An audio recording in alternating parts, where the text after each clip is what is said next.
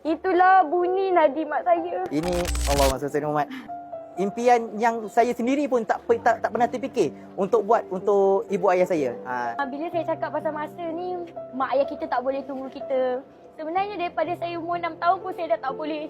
Dah rasa macam saya boleh ada kejayaan besar. Sebab apa? Mak saya punya jantung bunyi jam. Jam ni kalau dia berdetik, sebab tu saya tak suka pakai yang tek.